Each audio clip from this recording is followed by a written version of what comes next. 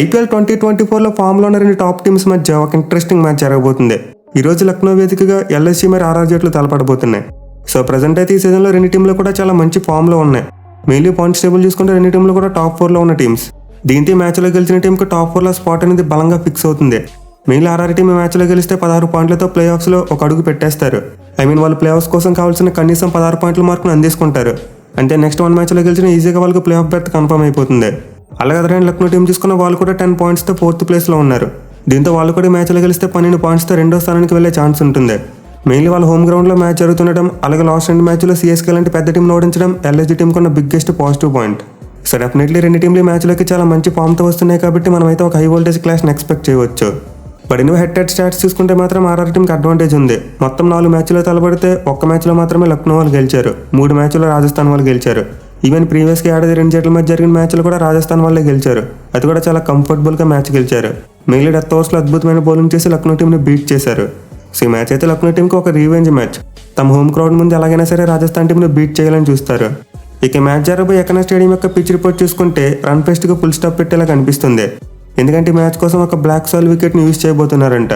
So నార్మల్గా black సాల్ wicket మీద మంచి పేస్ అండ్ బౌన్స్ ఉండదు. బాల్ గ్రిప్ అయి చాలా స్లోగా బ్యాట్ మీదకి వస్తుంది. దీంతో బ్యాట్స్మెన్ రన్స్ కొట్టేందుకు చాలా ఇబ్బంది పడతారు.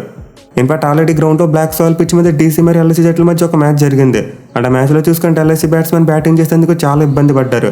సో ఈ మ్యాచ్లో అయితే మేబీ మనం 160 లేదా 170 అరౌండ్ ఉండే స్కోర్స్ మాత్రమే చూడగలం. 200 స్కోర్ చూడడం కొంతవరకు కష్టమైన పని. ఇన్ఫాక్ట్ ఈ గ్రౌండ్లో ఇప్పటివరకు ఒకసారి కూడా 200+ టోటల్ నమోదు కాలేదు. సో న్యాచురల్గానే ఈ స్టేడియంలో పిచ్ ఎక్కువగా బౌలర్స్కి అనుకూలిస్తుంది. అండ్ ఈ మ్యాచ్లో కూడా మనమైతే ఒక లో స్కోరింగ్ థ్రిల్లర్ చూసే అవకాశాలు ఉన్నాయి. అంటే 11 మ్యాచ్లో ఫస్ట్ బ్యాటింగ్ చేసిన టీం 6 మ్యాచ్లో గెలిస్తే చేస్ చేసిన టీమ్స్ 4 మ్యాచ్లో మాత్రమే గెలిచారు.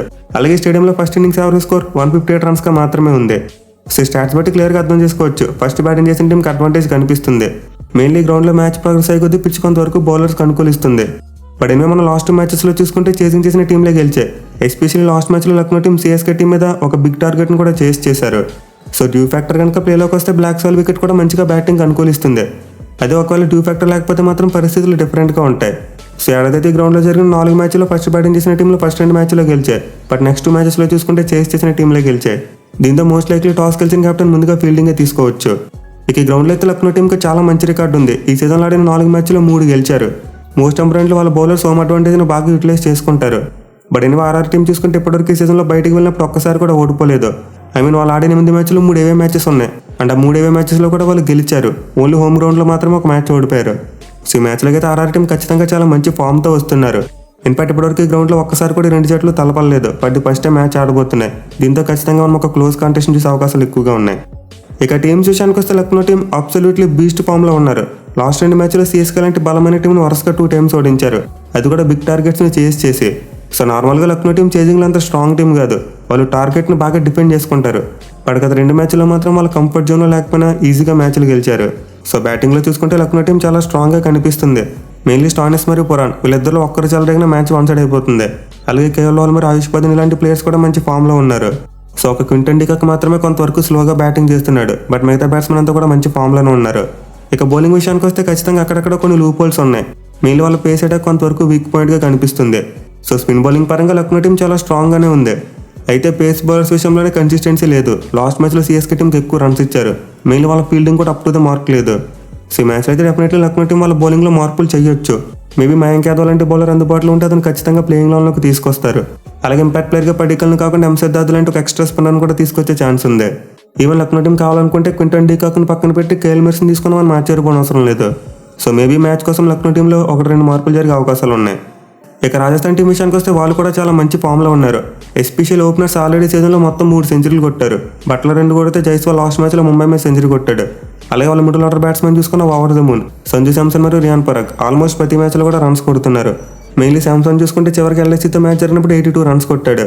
సో మరోసారి అయితే ఆర్ఆర్ కెప్టెన్ మ్యాచ్లో కీ రోల్ ప్లే చేయవచ్చు. బట్ సాడ్ థింగ్ ఏంటంటే ఈ సీజన్లో అతను బయటికి వెళ్ళినప్పుడు సరిగ్గా ఆడట్లేదు. హోమ్ గ్రౌండ్లో ఎక్కువ రన్స్ కొట్టాడు. బట్ ఇవే గేమ్స్లో 3 మ్యాచ్లో కేవలం 42 రన్స్ మాత్రమే కొట్టాడు. సో రికార్డును మెరుగుపరచుకోవడం కోసమైనా సరే ఈ మ్యాచ్లో సంజు శాంసన్ బాగా బ్యాటింగ్ చేయాలి. ఇక ఆర్ఆర్ బౌలింగ్ విషయానికి వస్తే వీళ్ళ బౌలింగ్లో కూడా అక్కడక్కడ చిన్న లూప్ హోల్స్ ఉన్నాయి. బట్ ఓవరాల్గా చూసుకుంటే మాత్రం బాగానే కంట్రిబ్యూట్ చేస్తున్నారు. మెయిన్లీ సందీప్ శర్మ, బోల్ట్ మరియు చాహల్ వీళ్ళ ముగ్గురు కన్సిస్టెంట్గా బౌలింగ్ చేస్తున్నారు.